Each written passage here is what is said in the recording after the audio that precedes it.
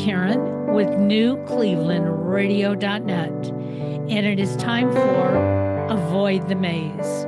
And for those of you who may be listening for the first time, the majority of my guests on this program happen to be coaches or individuals who are out in public reaching out to help our fellow man. And today I have somebody from across the seas with us. I have Jem Fuller with us. And Jem's bio says, I believe conscious communication is important. And when I read that, I had to read it a couple of times, Jem, because I am a communications major. And I thought, well, what is he trying to say? And then it finally, of course, he's trying to tell us that we should be aware of our conversation. We should be speaking as we feel. And I love that because so many of us walk around trying to please everybody else, saying what we think others want to hear.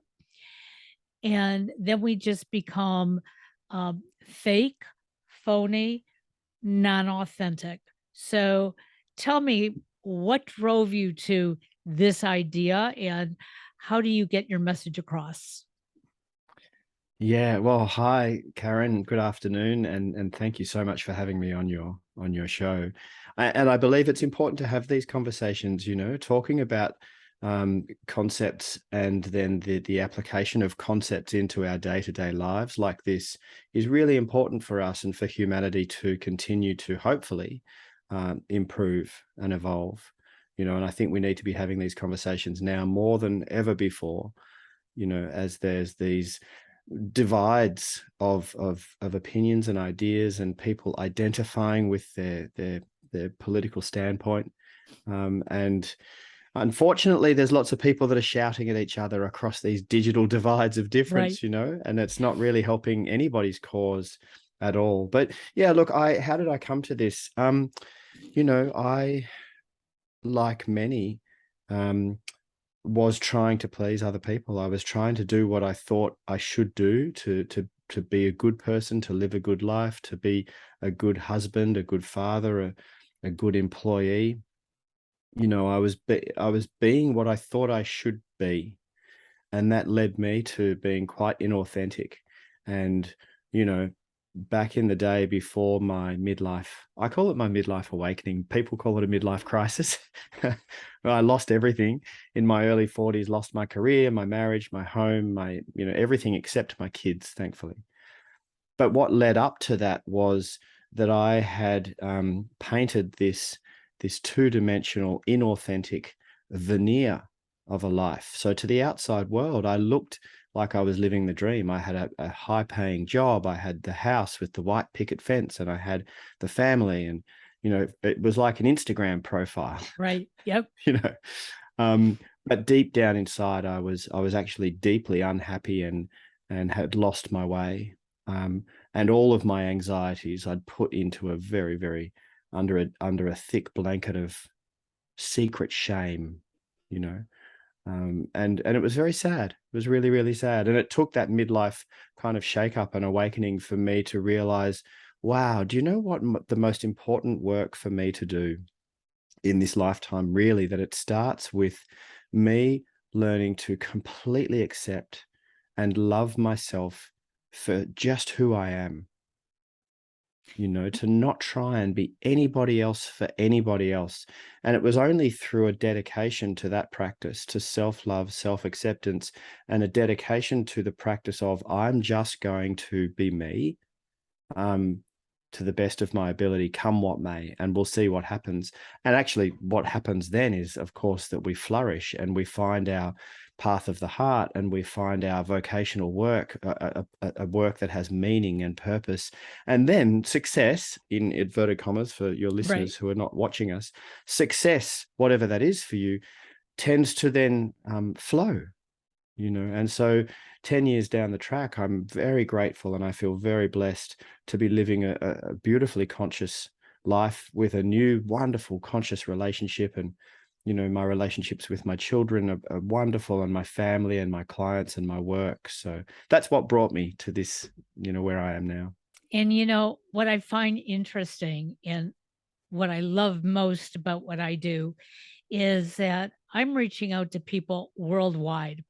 Um, and I'm finding out that we all feel, experience so many of the exact same things. Yeah. Um, for most of my life, and I just took a 6 week seminar, and the assessment had us identify certain things about ourselves. And what I found out, I always knew I'm a people pleaser. And I've been a people pleaser, but not until the last 10 years did I start pleasing me. Yeah. I was pleasing everybody else because that's how I grew up. I Yeah. got the message from my mother, you know, be good. And if you're good, dad will come home and he'll be happy. And be good because your birthday is coming up. And if you really want X for your birthday, there's a chance that you will get that. And so my whole life it was, well, if I'm nice to you and do things for you, then I'm going to be happy. And then I realized that song is just a Yeah. bunch of words. Okay. Yeah. Um, Now, sometimes when you make somebody else happy, it does reflect on you and you do feel good about it. But you can't live your whole life doing that because what I realized when I hit the age of 60, I wasn't quite sure who I was. Mm. And it was like, you know what? I'm still alive and breathing. So it's about time I figure it out. Yeah. Yeah. So, up until your awakening, and I love thinking of it at that, um, no, it was not a midlife crisis. Um, Although in some ways it may have felt that way. What were you doing prior that caused you to realize that you weren't authentic? Um, well, look, many things throughout my life leading up into my early 40s, which were all very, innocent and Sure. naive. I was just a human trying to figure it all out, right? We're all just people trying to figure out what it is to be a person, to be you specifically in the big wide world the way it is, and it's complex. Yes. It's not as straightforward as we would like it to be. We are complex, beautifully nuanced creatures, and we're trying to make sense of everything, and we're trying to make some sense of meaning. We're these meaning making machines. I think that's what kind of is one of the things that sets us apart from other species on the planet, is that we spend a lot of time contemplating the meaning of life. what's what's going on?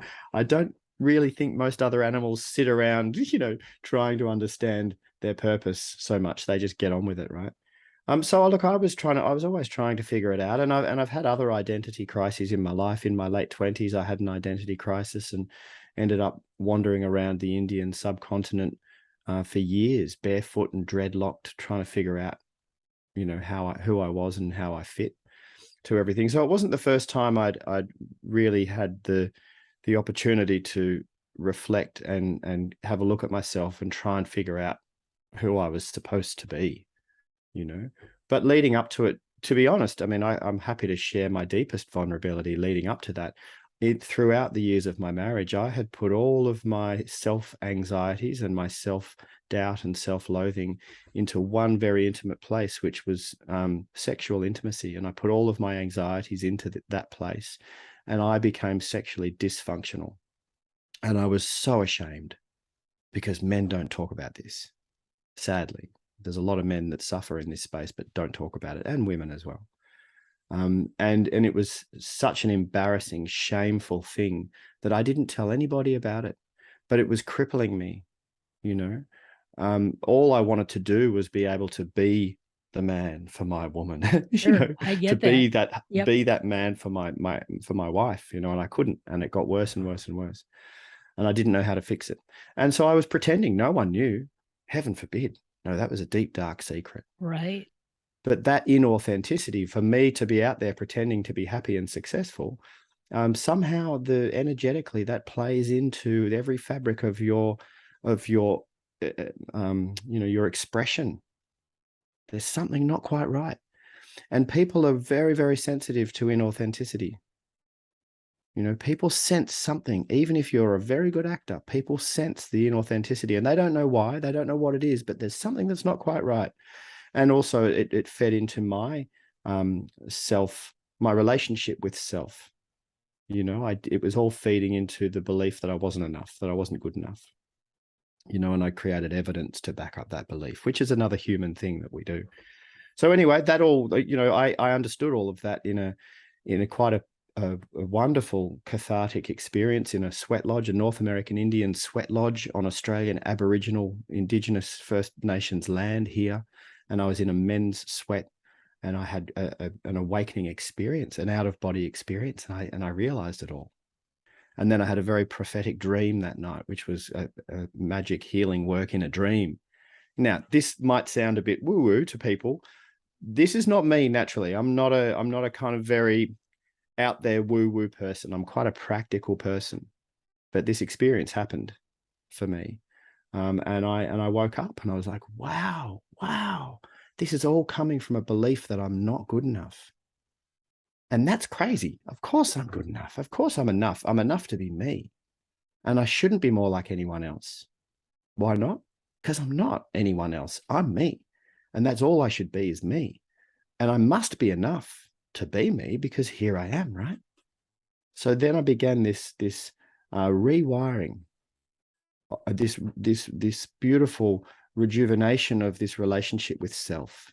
And to this day, it's a practice. It's not a box that you tick and go, right, I've done that, I'm all good. Sure. It's part of my daily practice. I'm every single day, I'm running that wiring that I'm enough. I'm good enough just the way I am. I'm a good man. I'm doing good work, and just keep going. I look at myself in the mirror regularly and say, I love you.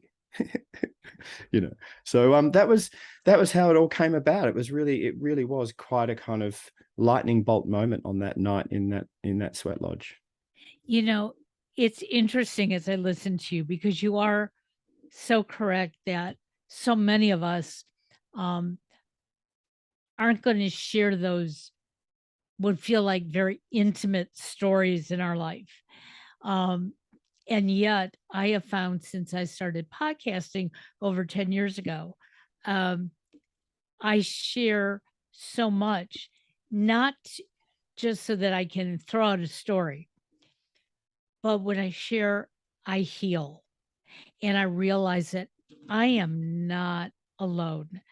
Um, it was 6 years ago now, when my mother was ill, and I chose to go move into her apartment with her in another state and be with her, whether it was one day, 1 week, we had no idea, but we knew that she was on a downhill slide.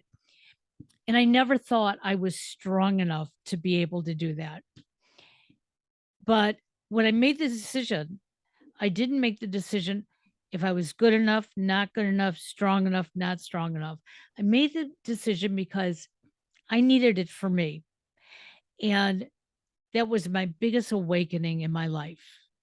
10 years prior to that, 4 years prior to that, I started my podcasting and blogging and reaching out.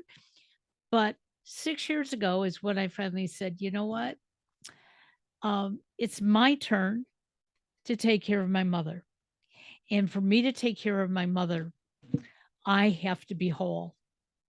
And so I started finding myself, and not as woo woo as your story may sound, but I have to tell people that if you really get deep inside of yourself, you will know that these moments do really occur, whether in a dream, spotting something in the distance that says it shakes us.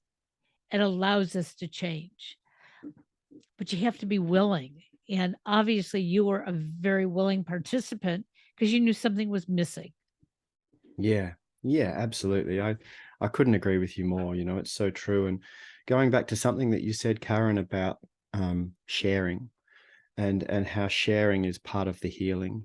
There's a chapter in my book. I wrote a book a year ago that has been published and thankfully is getting rave reviews from readers who are really loving it, and it's really helpful for them.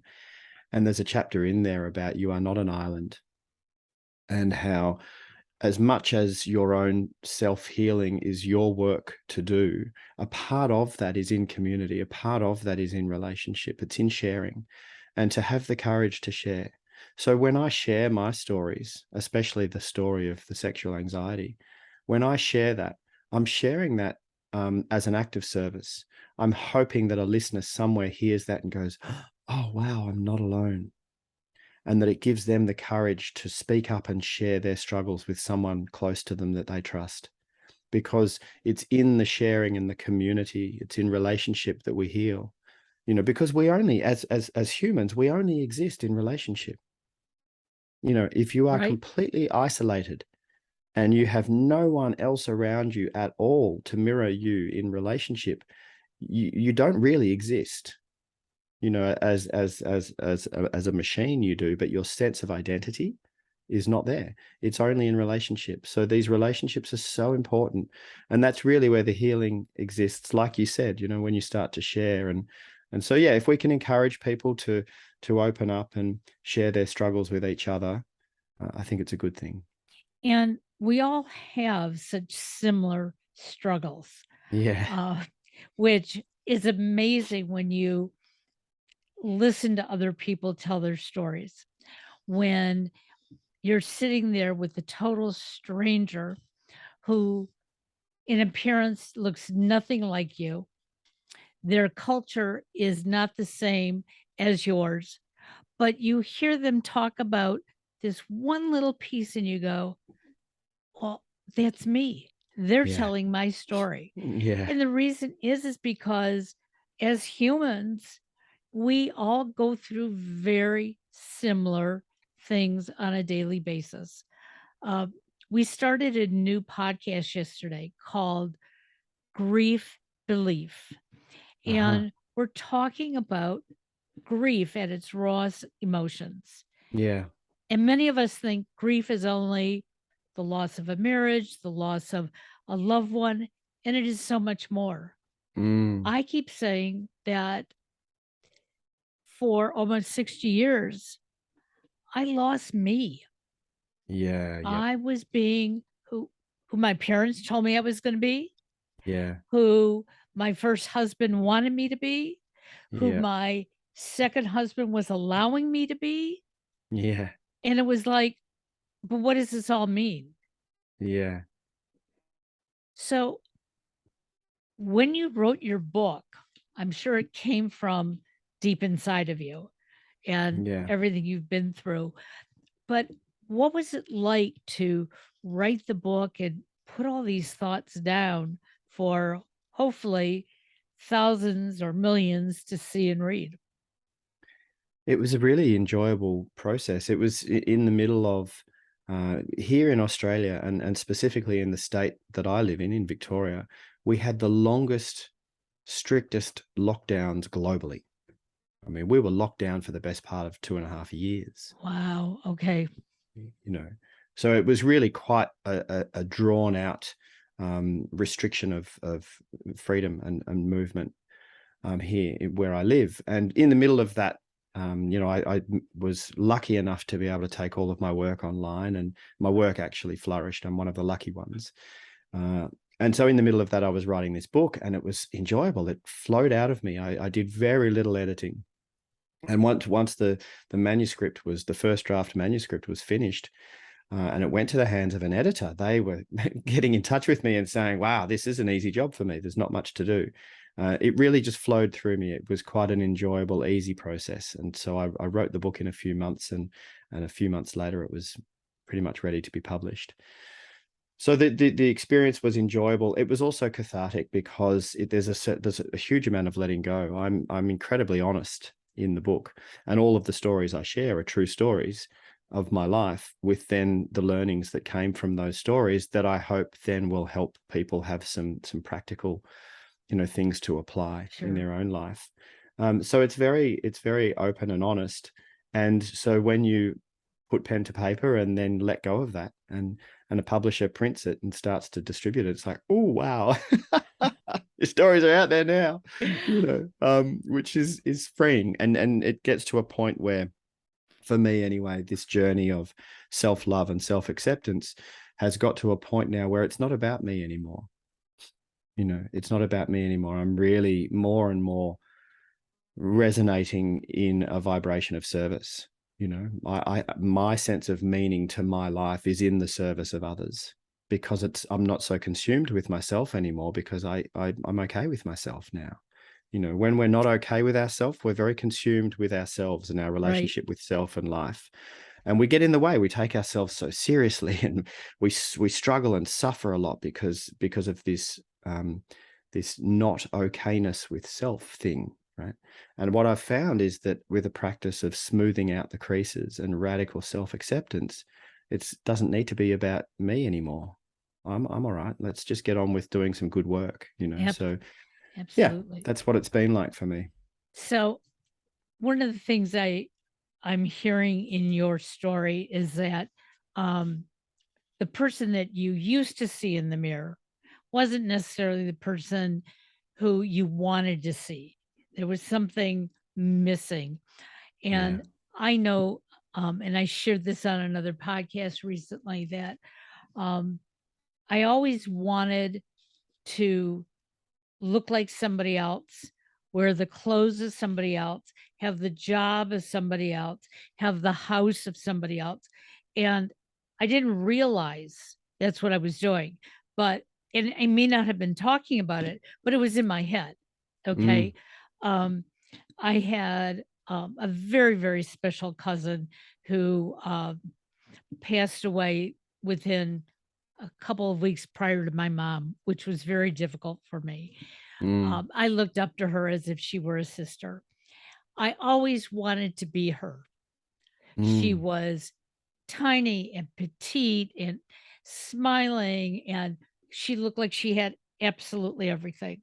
mm. And I know she had a good life, but I'm sure she had her moments as well. Yeah. But it wasn't until right after she passed away that I thought, if I really had become her, I wouldn't be alive anymore. Yeah. Yeah.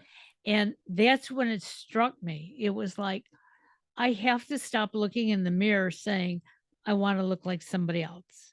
Yeah. I have to stop changing my demeanor to sound like somebody else.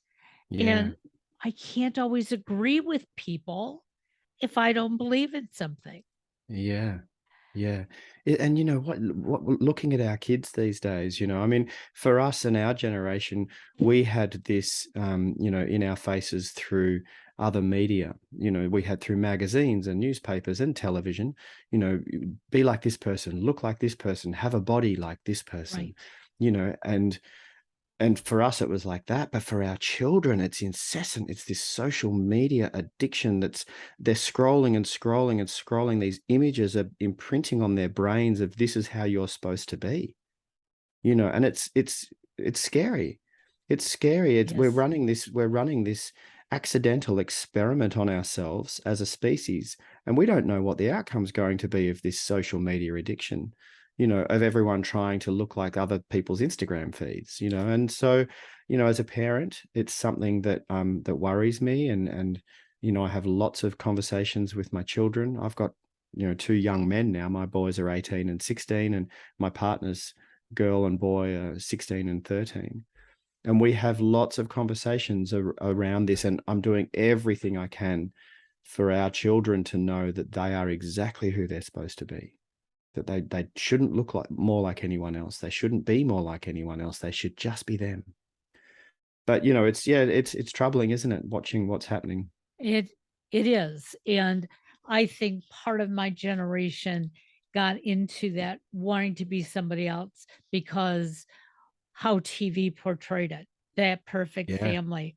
I'll Yep. never forget, one day I said to my father after watching Father Knows Best on TV, I remember looking at him and I said, "Why don't you call me kitten?"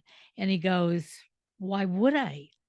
And I said, "But then I'd be this precious younger daughter," because that's what I saw on TV. And he Yeah. looked at me and he said, "Well, you are a precious daughter to me, but I don't have to call you kitten to show you that I love you." Yeah. And for a couple of years, it really bothered me as a very young child. I keep Yeah. watching that program and couldn't understand why I didn't have that same kind of dad. Yeah. And then I woke up one day and I thought, I have this phenomenal father.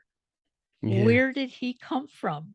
Um, That's and beautiful. one of the things he did every single morning when he would go into the bathroom to get ready for work, he'd look in the mirror and he'd say, "Hey, handsome, it's a beautiful day."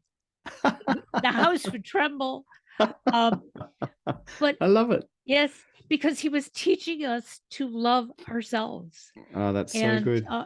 it was something that we didn't grasp immediately, but as years went on, we understood it. And if I could just give that little bit of excitement to one person to look in the mirror and see themselves and see the positive in Yeah. themselves.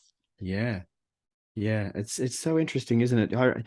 You just reminded me of a conversation that I've had with my boys a few times where if one of my kids would give me a compliment and the compliment was true. So if they said to me, something like, "Oh, Dad, you're such a wonderfully generous person," I'd say, "Thank you. I am. I take that." And they're like, "Dad, you can't say that." And I said, "I'm just being honest. Yeah. I am a generous person. It's one of my core values. And thank you for seeing me.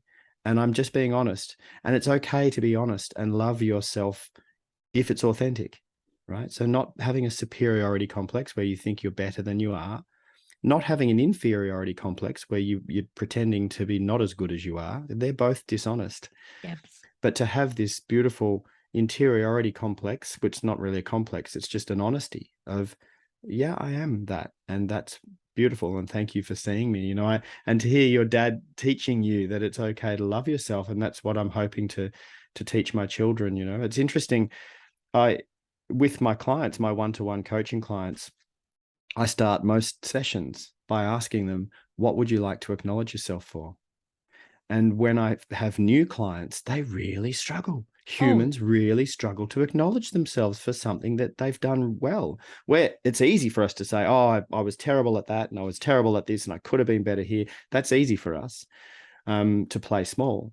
But for most people, it's harder for them to acknowledge themselves for something. And then over time, I explain to my clients, I'm doing this on purpose. You are creating wiring of honesty around the stuff that you're good at. But yeah, it's interesting, isn't it, that to love ourselves is seen as a bad thing. People say, "Oh, you love yourself," like it's a bad thing. Wow, that's crazy. And we got to start by loving ourselves. you know, before I left corporate America, I had a manager, and every Friday she would have a group meeting. And she started each meeting out by asking us, maybe, what is your favorite book or your favorite movie or your favorite song? And I was the oldest in this group. I could have been their mother, but I tried to mesh into uh, their age group, which probably was the worst thing for me because on these Fridays, when we'd go around the room, when it would come to me, I would always like look dumbfounded. No, I don't know what my favorite song is. No, I don't know what my favorite movie is. And I started realizing that I was really unhappy in the workplace. It wasn't so much about asking me what I liked, but I felt so disconnected from them when they told me about some rapper that they liked, and I was going to say, oh, Elvis Presley. and maybe they knew who Elvis Presley was, and maybe they didn't. And Yeah. I didn't wanna be that extreme, and so instead, week after week, I don't know, I don't know.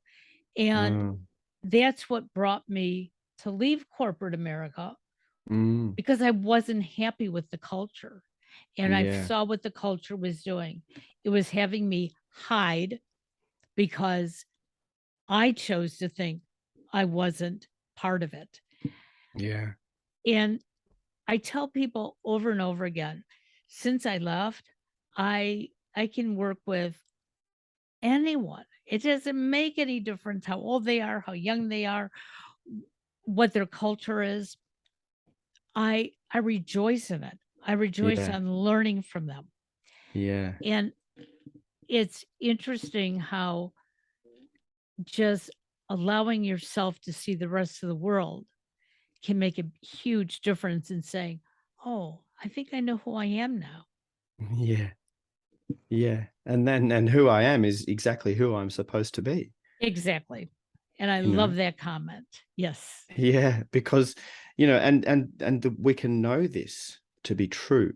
We can know this to be an ultimate truth because reality tells us. So when we put all of the stuff to the side, all of the nonsense to the side, and we just examine reality, well, apparently I'm exactly who I'm supposed to be in this moment right now because here I am, just like this. So apparently this is who I'm supposed to be, right? Because reality tells me, because here I am, just like this. Now, that doesn't Absolutely. mean that over time into the future, we're not going to continue to evolve and expand and change. Of course we are. You know, the 10 years ago version of you is not the version that you are today. And Oh, so, absolutely therefore, not. the 10-year in the future version will be a different version of you too. But if we could take a snapshot of time right now, a freeze frame time now, you are exactly enough to be who you should be right now, which is exactly the way you are. And it's interesting, isn't it? Because when we argue with reality, when we wish that we were something different, or we wish things were different, or we wish that person hadn't said that thing, or when we argue with reality, that's where the suffering is. But when we recalibrate back to reality, which is a radical acceptance of everything, there's no suffering anymore, you know. Very interesting. So tell me and our guests the name of your book because so far we just know you wrote a book. So tell us a little Yeah. bit about the book. Sure. The book is called The Art of Conscious Communication for Thoughtful Men. It's for everybody. I'm getting a lot of women reading the book and reaching out to me and saying thank you for the book.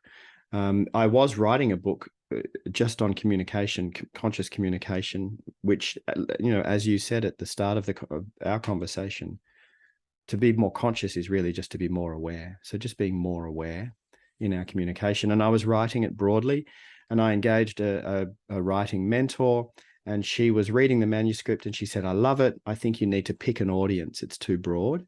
And she suggested that I write for men. And I was passionate about that. I do a lot of men's work. I sit in men's circle.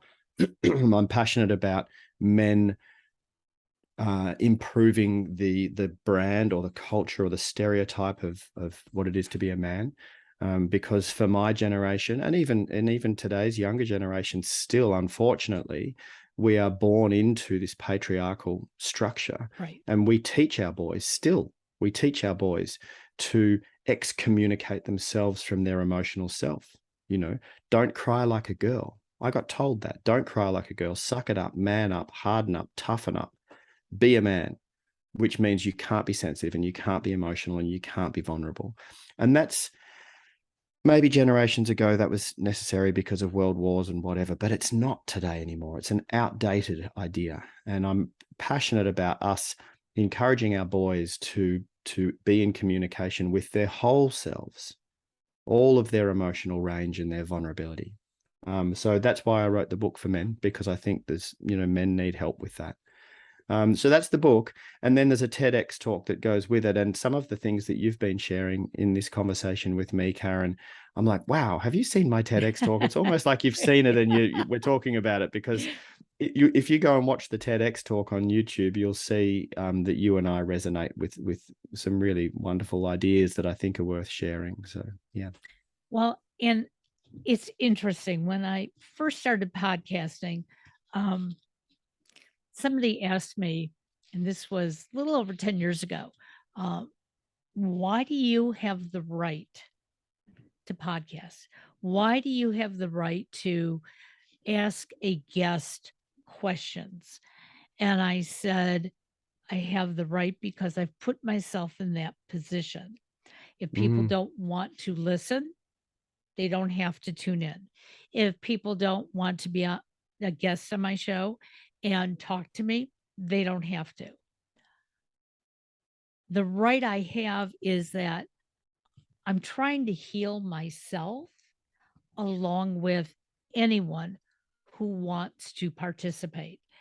And some of the conversations are not healing. And I will agree that sometimes, and I'm sure you've come across this too in your coaching, that sometimes you pick up those vibrations around you. And, I will find myself taking a couple steps back and thinking, how did I get here? And I have to refocus and get myself back on track.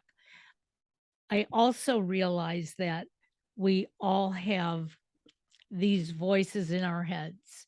And for those of you who are listening and going, "Oh, you must be crazy." Well, guess what? If you listen hard enough, there are voices in your head. They're telling you you're good, you're bad, don't do this, don't do that. Um, and I've had those going on for a very long time. But in the last 10 years, I've learned when to listen mm, and when not to.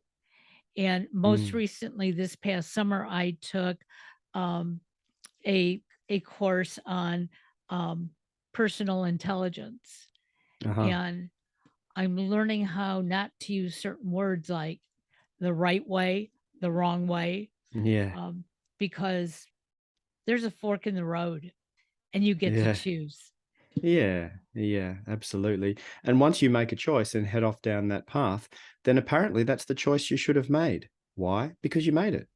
Exactly. So it's not right or wrong.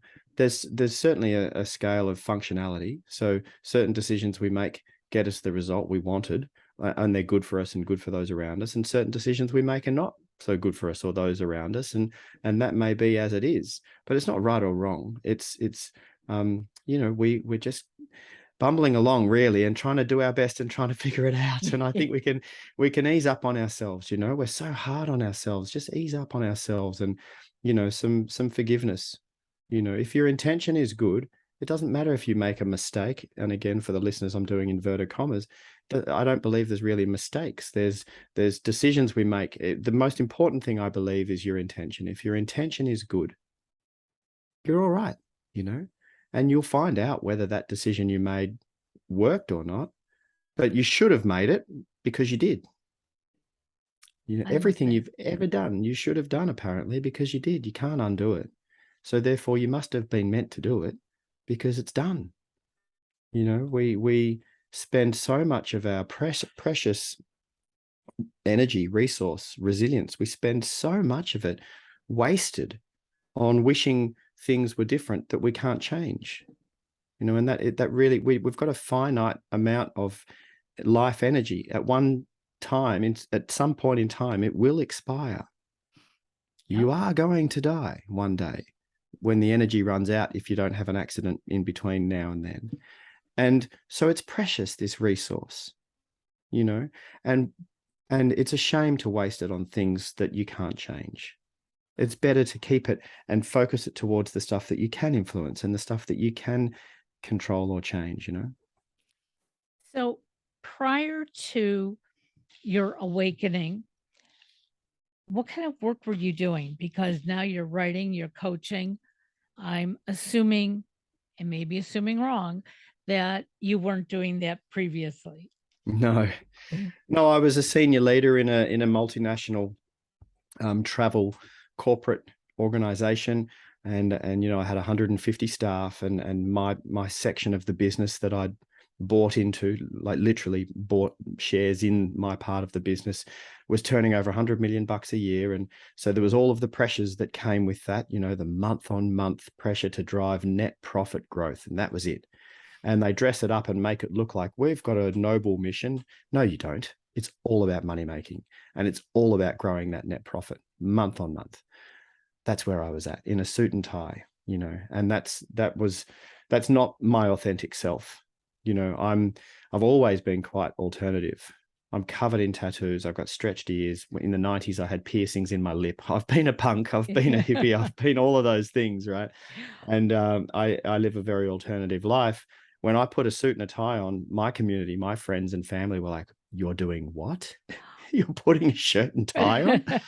I've been a fire dancer and a tattooist and a volunteer in third world countries and a motorcycle courier and many different things. So that decade in the corporate world was really quite an experience, which I don't regret at all. But yeah, that's what I was doing before the awakening.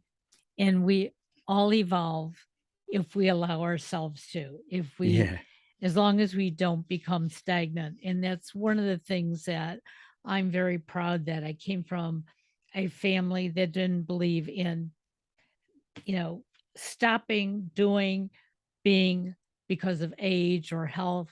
Um, Both my parents were constantly pushing themselves up until their last breath. And my husband and I were the same way. Um, beautiful. and it's not always, what other people would consider as work. Um, Sometimes just making it through the day can be work, but that's Yeah. okay if at the end of the day you feel successful and accomplished. And I know we certainly do. When our heads hit those pillows at night, um, we sleep like two little babies, and then we get up the next day and we do it again, and typically with a smile on our face. Um, Beautiful. I cannot wait to read your book, Jim. I'm going to make sure that we put all that information in the show notes so that others can uh, purchase your book, get to know who you are. And if anybody on this side of the sea wants to work with you and have you coach them, um, is that doable? Because I know this morning I got you up really early for this. Yeah, it is doable. We're actually putting together an online course for leaders in communication. Um, and yes, there's a link. I have a calendar link that people can click on, and just connect with me. Just have half an hour with me and have a chat and see where it goes. And if it's only just a half-hour chat, it doesn't cost you anything. It's just a half-hour chat with me, and you might find a way that you want to work with me or not. But that's completely fine. So to come across all of that stuff, just go to my website, gemfuller.com. And you can find all of the links on there. Even the contact form, if you fill out the contact form, that comes through as an email to my team, and my team will pass that on to me, and I'll reach out to you, and we'll connect and meet each other. That is absolutely wonderful. Well, thank you for sharing with us. I love the authentic Jem Fuller. Um, and Go enjoy the rest of your day. My day is starting to wind down. Beautiful. Will Yeah. you enjoy that wind down? And I'll wind up over here in the future. It's tomorrow morning over here for you. So I'll get this day up and ready for you. All right. Have a good one. Take care, You too, Jim. Karen. Thank Bye you. bye. Bye.